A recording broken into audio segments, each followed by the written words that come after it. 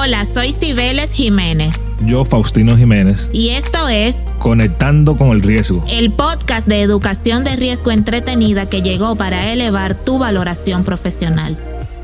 Hola, somos Cibeles Jiménez y Faustino Jiménez en Conectando con el Riesgo y enseguida comenzamos con el contenido de hoy. Como es nuestra promesa de conversaciones de alto valor técnico, entretenidas y humanas en torno a la gestión de los diferentes riesgos, hoy conversamos con Sergio Simón sobre la nueva visión de la gestión de riesgos post pandemia.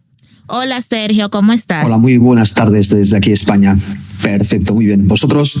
Súper bien. ¿Cómo te gusta que te llamen? ¿Sergi o Sergio? Oh, qué gran pregunta. Pues mira, Sergi es es mi nombre en catalán. Yo vivo en Cataluña, en Barcelona. Y es muy curioso porque la gente que me habla en castellano me llama Sergi, pero mi familia que me habla en catalán me llama Sergio. Entonces podéis llamarme como queráis. Me es totalmente indiferente. Como sintáis más cómodos. Fíjate, aquí sería más simpático Sergi. Que sí. Pues Sergi, me gusta, tranquilos. Bueno, Sergi es licenciado en biología, con máster en consultoría ambiental, posgrado en estadística aplicada, es técnico superior en dinámica de sistemas y Certified Trainer por G31000. Lleva trabajando como consultor durante más de 15 años, es especialista en risk management, desarrolla modelos explicativos y predictivos para las diferentes tipologías de negocios y proyectos.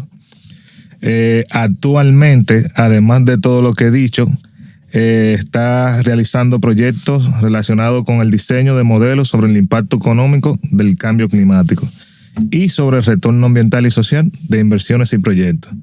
Así que nada, Sergi, bienvenido a esta conversación. Encantado.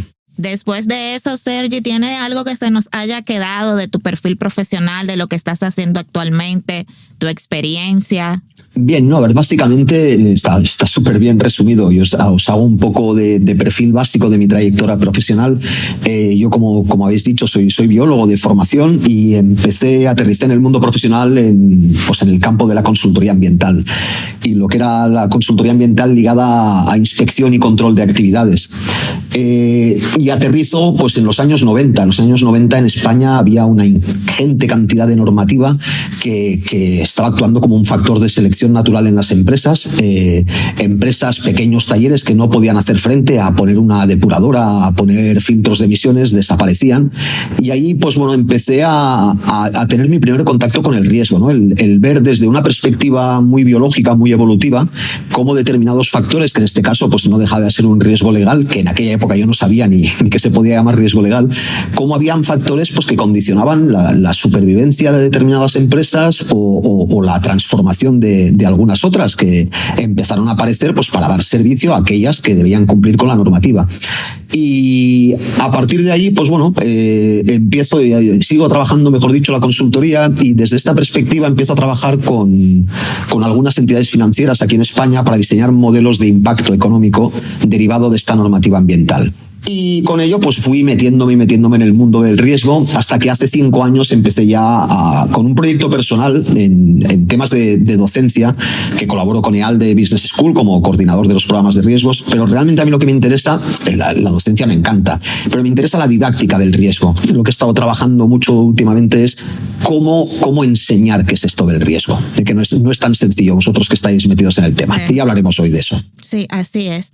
Y bueno, entrando un poquito en lo que es el tema, está claro que la pandemia, que fue un evento disruptivo, y sobre eso te tengo una preguntita muy, muy capciosa, ha marcado un antes y un después en la gestión de cualquier tipo de riesgos, porque aunque el de continuidad se pone muy a flor de piel, pero ha afectado a todos los riesgos. Y yo te quería preguntar, Sergi, tú como técnico, ¿qué fue esto? ¿Un cisne negro o un rinoceronte gris?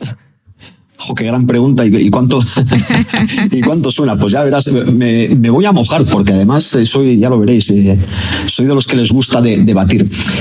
Mira, a ver, déjame que te dé también la idea de qué entiendo yo por cada cosa, por cisne negro y por rinoceronte gris. Leo mucho sobre si es o no un cisne negro, de opiniones de gente que no ha leído la teoría de Taleb, y cuando oyes al propio Taleb que te dice que él mismo, como creador del concepto, no lo ve un cisne negro, pues intentas, repasas, me cogí el libro otra vez, me lo volví a leer, y realmente Taleb, cuando habla de cisne negro, más que algo realmente improbable, lo que intenta trasladar es algo más bien inimaginable, pero no por ello imposible. Un cisne negro, en definitiva, es el atentado contra las Torres Gemelas. Es algo que evidentemente una vez ha sucedido, tú con retrospectiva puedes encontrar una causa-efecto y darle una explicación. Pero hasta que no sucede es prácticamente inimaginable, ¿de acuerdo? Correcto. En ese sentido, para mí la pandemia, el COVID, no es un cisne negro. ¿Por qué? Pues porque el término pandemia y la relación del hombre con la enfermedad, y más en un mundo globalizado, no me hace pensar en una pandemia como algo inimaginable, sí como algo tremendamente improbable. Entonces, nos vamos ahora al otro extremo, a los que hablan del famoso rinoceronte gris, ¿no? El rinoceronte gris, que me encantó cuando leí sobre ello, decía, ostras, es verdad, es algo gordote que te está mirando, apuntándote con el cuerno y dando con la pata en el suelo. Es algo que ves venir, que está allí, que te puede paralizar por el miedo o simplemente por la indecisión, pero que si estás atento te da tiempo a reaccionar. ¿Qué es lo que pasa? Que en este sentido la pandemia yo tampoco la veo un rinoceronte negro. Hay un rinoceronte gris, perdón. No la veo un rinoceronte gris porque no es algo tan grande y que tengamos delante de nuestras narices cada día. Y ahora, claro, me dirá Sergio, entonces no es ni un cisne negro ni un rinoceronte gris. Pues voy a aprovechar... ¿Qué animal le vamos a asignar? Te iba a decir, pues voy a aprovechar para darte mi símil con un nuevo animal, porque realmente lo que tenemos es algo que está entre esos dos extremos. Y para mí se asemeja más a lo que sería una serpiente de cascabel en un paseo por el desierto del Arizona. Es decir, es algo... Wow.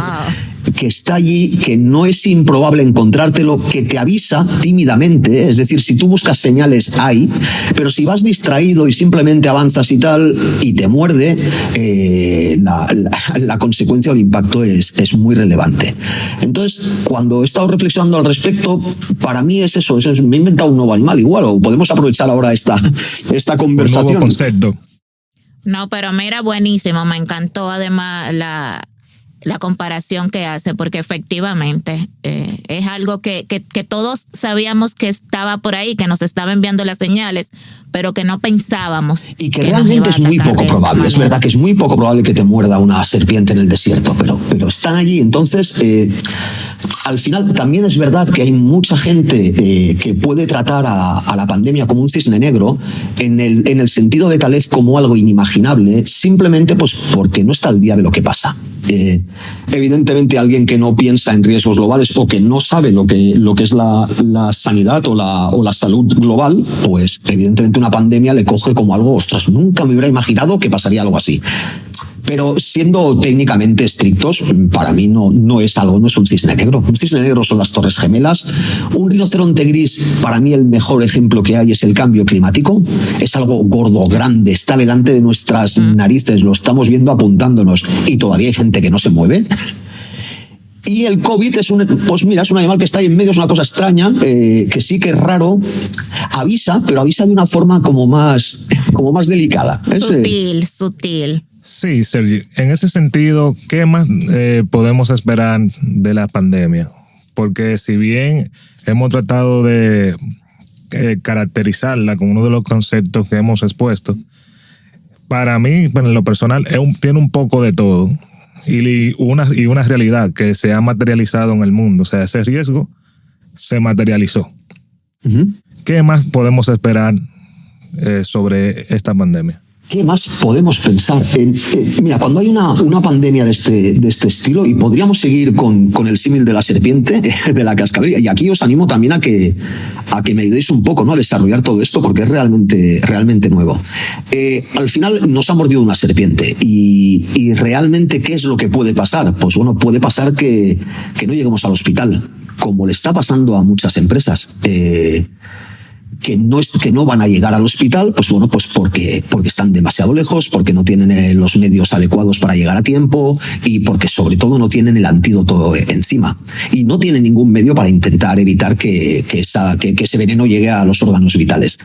Para otro tipo de empresas, y ahora estoy haciendo el símil el excursionista empresa, puede ser que lleguen al hospital, que reciban el antídoto y que, pues bueno, eso haga que realmente, bueno, que se curen, pero que les deje secuelas, como le pasaría a cualquier paciente. Y siguiendo con eso, Sergio, una pregunta. ¿Crees tú que tanto el excursionista que pudo llegar al hospital, pero el que no pudo llegar, se haya concientizado con esto, le empiece a dar la importancia real que tiene el gestionar los riesgos en las organizaciones, o que volvamos a lo mismo, al círculo vicioso? Ya lo superé, ya llegué al hospital, ya me puse el antídoto, pues vuelvo al desierto tan distraído como siempre. Siempre va a haber los dos extremos, el temerario que va a volver al desierto como siempre, pero yo creo que la gran mayoría van a quedar de alguna manera tocados por la experiencia, ¿de acuerdo? Están los que van a aprender a tener un plan de contingencia, porque esto también es importante, es decir, un evento disruptivo como el que estamos viviendo, yo siempre hablo de que tiene, digamos, dos niveles, el nivel de impacto y el nivel de consecuencia. El nivel de impacto es el tener que cerrar porque de momento estamos en un ambiente de distanciamiento social. Yo tengo, imagínate, un bar-restaurante o una actividad de ocio y tengo que cerrarla. Y yo durante el tiempo en que tenga que estar cerrado voy a tener que subsistir, voy a tener que pagar alquileres, voy a tener que hacer frente a todos mis gastos corrientes. Esto para mí es una parte de continuidad de negocio, es algo para lo que nos podemos preparar, indistintamente de qué es lo que haya originado que yo tenga que estar cerrado un mes. Puede ser que yo tenga que cerrar un mes por una pandemia, o puede ser que tenga que cerrar un mes pues por un corte de luz que afecta a la zona en la que yo trabajo y que hasta un mes después no va a poder arreglarse, ¿de acuerdo? Entonces, los profesionales del riesgo, para mí, van a sensibilizarse, y más que los profesionales del riesgo, que ya lo están mucho, los directivos van a sensibilizarse, en primer lugar, en tener planes de contingencia para el impacto. Luego ya vienen las consecuencias. Prepararte para las consecuencias es otra cosa. Dicho con el símil del excursionista, yo creo que después de la mordida, mucha gente volvería a salir al desierto con el antídoto en la mochila. ¿Vale? O sea, vamos... ¿Por qué? Ajá. Para salvar el primer golpe. Ya. Otra cosa son las secuelas. Ahí la gente y las consecuencias. A la gente le cuesta más. Hace poco leía una gran frase que decía: de todo esto de la pandemia vamos a aprender una gran lección que olvidaremos en 2 días. Y es que es verdad. Ese es mi miedo. Por ahí va mi pregunta. No creo. No creo porque realmente, como muy bien ha apuntado antes tu compañero, es que es global. Es que el nivel de impacto mediático que tienes es tremendo y esto no se les va a borrar a mucha gente de la cabeza. Sí. Sergi, en este periodo durante pandemia, hemos visto que las empresas han adelantado muchos de los proyectos de digitalización que tenían de abordaje digital. Han invertido muchos recursos, han hecho un esfuerzo en eficientizar los canales de atención a sus clientes. Tú visualizas que para las áreas de riesgo, que como tú apuntas, han tenido también una importancia mayúscula en esta época de pandemia, van a tener mayores recursos, mayores inversiones en sistemas de modelamiento, de simulaciones. ¿Qué tú esperas que pase en los próximos meses que nos queda de pandemia y post pandemia? Sí, mirar, y dejarme, igual estoy hablando mucho con símiles, pero es que es mi forma de presentarlo. Luego, si queréis, una vez yo haya hecho el símil, me hacéis aterrizar al plano empresarial todo lo que queráis. Pero creo que es bueno que nos quedemos con esta primera idea general. Mirar, se van a destinar más recursos. Lo de la digitalización me parece algo súper positivo de la pandemia. Ya tocaba. Es algo que ha acelerado ese proceso evolutivo al que teníamos que llegar. Pues muy bien, se acelera y se prepara, y la gente se ha preparado para poder trabajar a distancia. Pero fijaros, es como si después de que nos haya mordido una serpiente de cascabel, viajamos a partir de ese día siempre con un antídoto contra la serpiente de cascabel y nos vamos, pues no sé, al este de África, en el que hay mambas verdes. Y el antídoto de la serpiente de cascabel no me sirve para nada. Si me muerde una mamba verde, me moriré aunque lleve el antídoto. Entonces, una de las cosas que sí que estoy observando es que la gente se está preparando muchísimo para desarrollar muy buenos planes de contingencia para eventos disruptivos que conlleven distanciamiento social. Pero ¿qué pasaría si el siguiente evento global es una caída de Internet? O una suspensión temporal de servidores como Amazon o como Mega o como estos bestias de servidores que tienen información de muchísima gente. Entonces, sí que es verdad que vamos a aprender muchísimo, pero creo que estamos aprendiendo muchísimo de un tipo de evento disruptivo. Y lo que tendríamos que hacer es aprender de lo que es un evento disruptivo en general. No sé si me explico bien, ¿eh? No, yo te entiendo perfectamente, y sobre todo porque hace unos días yo estaba leyendo justamente una encuesta de eso y decía que era a los gestores de riesgos y decían que alrededor del 56% de los gestores encuestados pues definían su gestión de riesgo muy madura. Pero cuando le preguntaban sobre los procesos de continuidad de cada uno de esos riesgos, pues ese porcentaje disminuía al 25%. Pero me voy aún más lejos y me preocupa más. Cuando entonces le decían que si dentro de su gestión de riesgos habían incluido procesos para eventos disruptivos, para eventos de riesgos emergentes, para tomas de decisiones, entonces ese porcentaje llegaba a un 14, un 15%. Y definitivamente es lo que tú estás diciendo. Estamos siendo reactivos, cuando una gestión de riesgo eficiente debería de ser proactiva. Genial. Y en este sentido, pues mira, es que es la respuesta. O sea, ¿se va a preparar más la gente? Sí, pero no por una política proactiva, sino por una política 100% reactiva. Evidentemente, pues cuando tú lo has pasado mal y te preparas, es lo que te decía, si a mí me ha mordido una serpiente de cascabel y vuelvo al desierto, pues claro, intentaré llevar como mínimo para hacerme un torniquete, ¿de acuerdo? Pero eso no es una buena gestión de riesgo. Eso es simplemente una acción-reacción, es una consecuencia de haber sufrido un hecho totalmente desfavorable. Entonces, lo que realmente creo que los gestores aquí podemos empezar a aportar, más que en términos de recursos, porque los recursos que yo utilizo para hacer ventas los puedo utilizar para hacer modelos predictivos. Y yo siempre lo comento a veces, ¿no? Al final lo que necesito son servidores, programas y RAM. O sea, es que no hay... Y datos. Y bueno, y esta es la siguiente. Es decir, para mí el futuro, no del riesgo, sino del negocio, es la gestión y la gobernanza del dato. Yo creo que todo el mundo tendría que empezar a estudiar en la escuela lo que es la teoría del dato. Cómo hoy podemos o somos capaces de pasar del dato a la decisión informada.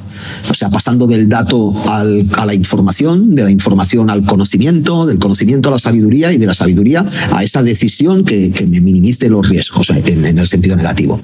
Entonces, para mí, los recursos destinados a gestionar, primero a obtener, gestionar y gobernar datos, esos son los que tienen que primar. Y en la línea de lo que comentabais, la digitalización de las empresas como consecuencia de que el evento disruptivo me ha obligado a ser reactivo en el sentido de digitalizarme, ¿vale? Es bueno para ellas, pero no se ha hecho por un sentimiento preventivo, se ha hecho por un sentimiento reactivo. Lo has apuntado súper bien, si ves ahí. Sí, ahí yo apunto algo. Me gustó mucho la forma que abordaste los términos de reactividad y proactividad. Porque muchas veces la palabra proactividad se entiende que lo lleva la otra cara de la moneda, que es el negocio. Ahora mismo las grandes empresas, las empresas medianas, instituciones financieras de seguros, están exigiendo un perfil preparado en datos de manera proactiva para generar oportunidades de negocio, crear oportunidades de negocio. En ese sentido, ¿tú crees, Sergi, que las áreas de riesgo están reaccionando de una manera pasiva? ¿Están como dice la palabra, reaccionando a ese avance o esa demanda de técnicos de datos que está promoviendo las áreas de negocio fundamentalmente? Lo que estoy viendo yo es que todavía hay cierta desconexión, por no decir una desconexión total. El gestor de riesgos todavía no tiene una relación con el dato nuevo tan importante como la tiene el área de negocios. Me encanta la reflexión que has hecho. ¿Por qué?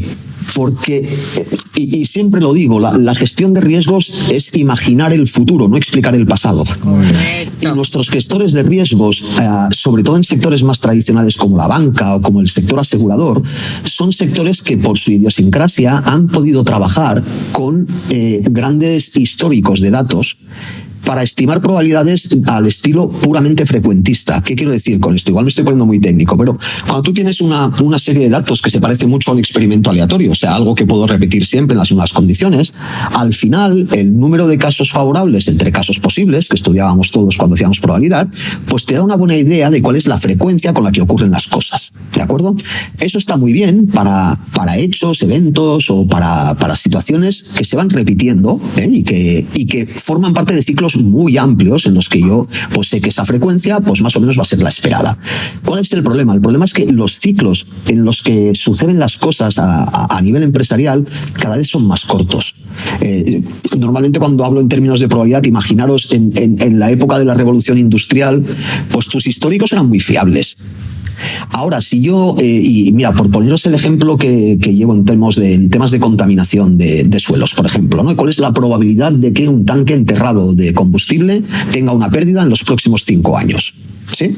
Entonces, hace poco me decían, oye, te envío el histórico de los últimos 20 años para que con esto tú veas, pues si de 1000 tanques han perdido 200, pues me puedas decir 200 de cada 1000, ¿vale? Es un quinto, un tanto por ciento, un 20%, es la frecuencia con la que se pierde combustible. Pero claro, cuando tú analizas los datos dices, no, perdona, eso no es verdad, porque los tanques de hace 20 años no son para nada parecidos a los de hace 10. Hace 20 años eran una pequeña lámina o bolsa en el suelo, ahora son de doble pared de hormigón, con sensores, con un montón de sistemas de protección. Entonces, cuidado, porque si durante los últimos 20 años todo el mundo hubiera instalado los mismos depósitos y en los mismos sitios, esa frecuencia sería muy buena. Sí. Pero realmente no es así. Y esto nos pasa con el tanque de combustible y con los negocios, con todo. Y el gestor de riesgos está acostumbrado a gestionar riesgos basándose en grandes números, en probabilidades de impago, en accidentes de tráfico. Y eso, pues cuando trabajas con los grandes números va bien.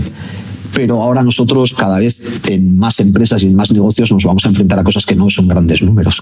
Y vamos a tener que pensar de otra manera. De ahí la proactividad que hablabas. No, y la información, los datos van tan rápido que tú tienes que aprender a tomar decisiones sobre la realidad, sobre el momento, sobre lo actual, porque ya ayer ya es muy tarde. Sí, y hay una cosa importantísima, y aquí sí que me peleo mucho, y ellos acepto también críticas. Hay en el mundo de la ciencia de datos, hay una frase muy buena que dice, no podemos arreglar con el análisis lo que no hemos hecho bien con el diseño.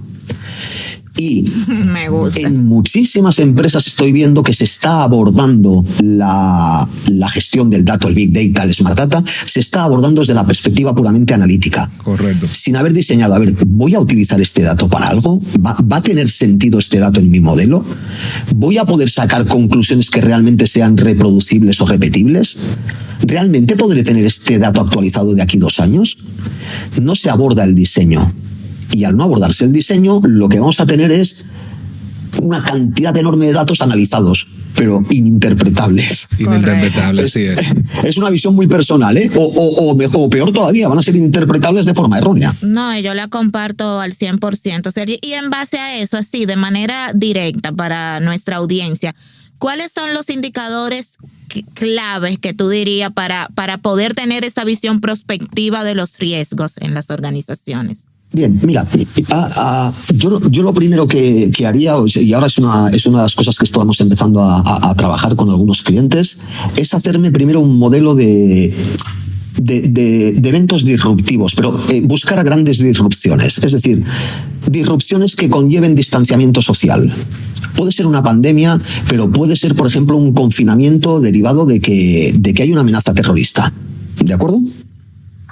Luego podemos coger también eventos que estén asociados no al paralizar a las personas, o sea, al que las personas no puedan moverse. Eventos asociados a que lo que no puede moverse es el dato. Eso es todo lo que tiene que ver con las caídas de Internet, con las caídas de servidores, con todo lo que tenga que ver con el movimiento de la información. Entonces, fijaros que primero he hablado de eventos que conlleven que no se puedan mover las personas. Lo segundo es eventos que conlleven que no se pueda mover el dato. Y el tercer gran, grupo de eventos disruptivos es que no se pueda mover el dinero. Para mí, estos tres factores son los que pueden llevar a imaginar cualquier situación disruptiva. Que no se puedan mover las personas, que no se puedan mover los datos, que no se puedan mover el dinero. Dentro de que no se puedan mover las personas... Sergi, yo lo pusiera en orden de importancia: datos, personas, dinero. Podría ser. Sí. Bueno, si fuera en orden de importancia, yo pondría personas en primero. Ahí hay un tema ético, pero de verdad, yo pusiera datos primero. No sé, lo veo mucho más cerca esa crisis. No, pero tú piensa una cosa, Cibeles. Si tú eres Amazon, que no se puedan mover los datos, realmente es el primero. Pero si tú eres un pequeño restaurador que tiene un pequeño hotelito en la costa, que no se puedan mover las personas es un problema. Correcto. Claro, para una entidad financiera el dinero. Para una entidad financiera que no se pueda mover el dinero y todo el mundo se vaya a Bitcoin o que se vaya a monedas de este tipo es un problema. Entonces, bueno, es mi perspectiva. Entonces yo creo que el gestor de riesgos tendría que ponerle estos rinocerontes, estos sí que son rinocerontes grises, que al final es una forma de decirle al decisor o a la junta o a los directivos, decir, oiga, mire, hay tres grandes rinocerontes delante.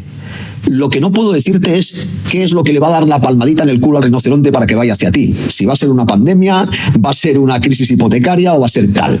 Pero que puede pasar que no se muevan los datos, esto ya te lo digo yo. ¿De acuerdo? Entonces, y muy cerca. Sergi, hemos descrito un poco,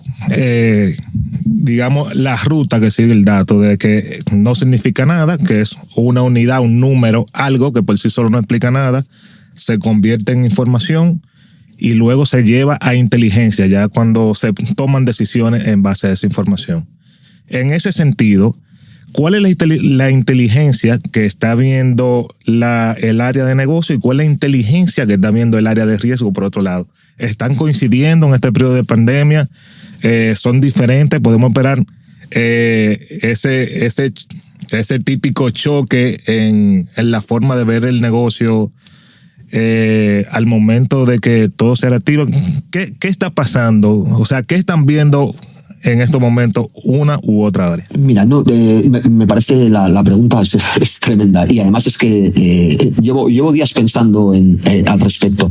Creo que todavía, igual influido por la tradición del riesgo en la banca y el seguro, el negocio piensa en oportunidades y el riesgo piensa en pérdidas. Y para mí eso es un problema. Creo que los dos deberían pensar a la vez en riesgos y oportunidades, o en pérdidas y oportunidades, o en ganancia y pérdida. Cuando trabajen de la mano, los dos será cuando se realice una verdadera gestión del riesgo. Hasta ahora lo que tenemos es al gestor de riesgos como el que intenta evitar cosas peligrosas. Y no tendría por qué ser así. Es decir, un buen gestor de riesgos podría prever que ante un evento disruptivo en el que no se muevan las personas, no se puedan mover las personas, hay muchas oportunidades. Es decir, si yo dependo de que las personas se muevan y hay un evento disruptivo que hace que las personas no se puedan mover, pues las líneas aéreas caerán en su cotización. Claro. Pero en cambio todo lo que sea producto digital va a subir. Yo puedo protegerme de alguna manera.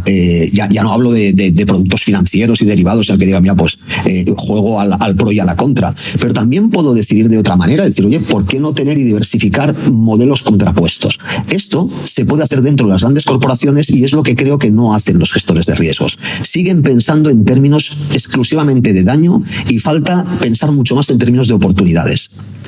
Por un motivo, porque cuando al directorio le ofreces ganancias, te escuchan más que cuando le pones miedo. Mira, es un buen consejo y coincide con lo que me dijo un gestor de riesgo hace unos años. y era sobre el significado de la palabra no. Dentro del diccionario de un gestor de riesgo no debe existir la palabra no, porque no está para decirle que no a ninguna de las otras áreas de la empresa, sino para calcular, gestionar y promover los controles del lugar ante la materialización de un riesgo. Yo creo que me llevo ese mensaje de esta discusión que hemos tenido contigo. Y una última cosa, que también creo que, y es el último apunte, no quiero alargaros, el tema del compliance también está entrando por medio de una manera un poco intentando imbricarse y juntándose con el riesgo. A ver, el cumplimiento legal evidentemente se da por hecho, pero cuando el cumplimiento legal de alguna manera pone frenos a la evolución del negocio, ¿de acuerdo? Es normal que se vea con reticencia. Entonces, cuando tú ves al gestor de riesgos como el que te hace cumplir determinadas normas que te frenan en tu alcanzar el objetivo, pues lo ves como una amenaza. Y eso es un problema. Cuando en realidad al final el gestor de riesgos tendría que ser el que ayuda a negocio a conseguir su objetivo a pesar del compliance. ¿Me entendéis? A pesar de... Eso sería tremendo. Definitivamente, Sergi, conversar contigo fue todo un placer. Eso nos lleva a querer volver. Entonces te invitamos a hacer el compromiso de que tenemos que hacer otra conversación para conectar con el riesgo, contigo, con nosotros y con tanta enseñanza que tú nos has dejado hoy. Y ya para terminar, te quiero hacer 2 preguntitas a Sergi Simón. ¿Qué mayores sorpresas tú has tenido en estos 10 meses de pandemia que tenemos? ¿Qué has ido aprendiendo tú a nivel personal, pero como gestor de riesgo en estos 10 meses? Y ahí concluimos. Pues mira, creo que todo lo que he aprendido en estos 10 meses lo hemos ido resumiendo durante esta conversación. Si hablamos de cosas que me han sorprendido a mí, que han sido mis propios cisnes negros, yo soy una persona que estoy muy acostumbrada a trabajar a distancia porque soy freelance y trabajo desde casa desde hace muchos años, y pensaba que, bueno, el hecho de tener que trabajar a distancia no me iba a representar ningún problema, pero no había pensado en qué pasaría si el resto de personas también trabajaran desde casa. Ha sido una locura de videoconferencias, es decir, me han, ¿cómo lo diría? Me han intervenido la agenda. Eso lo que hace pensar un poco al final como enseñanza es que hasta para lo que estás muy preparado tú, cuando a los demás les obligan a prepararse, te va a incidir. ¿Me explico? Es decir, no somos inmunes a todos ni somos perfectos para todo. Aquí todo el mundo tiene que aprender, y yo sabía trabajar a distancia, pero lo que no sabía era trabajar con los demás a distancia. Muy bien. Estaba preparado para trabajar con los demás, cada uno en su puesto de trabajo, no desde sus casas. Y eso ha costado, no ha sido nada fácil. Y luego, por otro lado, pues todo lo demás que aprendes es más desde una perspectiva más humana, ¿no? Del real valor de la vida y de las preocupaciones y de qué narices estamos haciendo. Pero bueno, básicamente esto, y ya te he dicho a nivel profesional todo lo que hemos ido comentando, claro, en el tema a lo largo de la reunión. Excelente, Sergi. Vuelvo y te repito, nos ha encantado esta conversación. Le paso la palabra a Faustino para que ya haga el cierre, y vuelvo y te hago el compromiso. Tienes que volvernos a acompañar en otro interesante episodio. Encantadísimo, y prometo no hablar tanto y dejar hablar más. Es que es un tema, ya habéis visto, me apasiona. Realmente toda una experiencia positiva compartir con Sergio.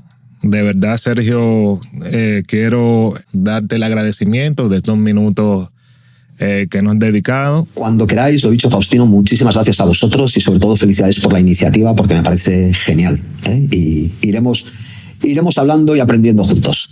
Excelente, gracias, Sergi. Y nada, despedirnos de nuestra audiencia y decirles que esperen temas actuales sobre todo el tema de la recuperación turística post pandemia, ciberseguridad, ese temita que nos tiene ahí a todos atentos, como es la gestión de riesgo de criptomonedas. Y esto fue Conectando con el Riesgo. Gracias por escucharnos en nuestra entrega. Esperamos verte activo en cada una de nuestras plataformas digitales, Spotify, YouTube, iTunes. Y síganos en nuestras redes sociales, @conectando con el riesgo. Y algo súper importante, Faustino, que debemos decirle a nuestra audiencia ya para terminar, es que cualquier tema que quieran que tratemos en nuestro programa, pues que nos lo escriban, que nosotros estamos abiertos y conseguimos el especialista indicado. Nuestro correo es conectandoconelriesgo@gmail.com. Señores, ha sido un placer compartir este episodio con ustedes. Nos vemos en una próxima. Hasta la próxima.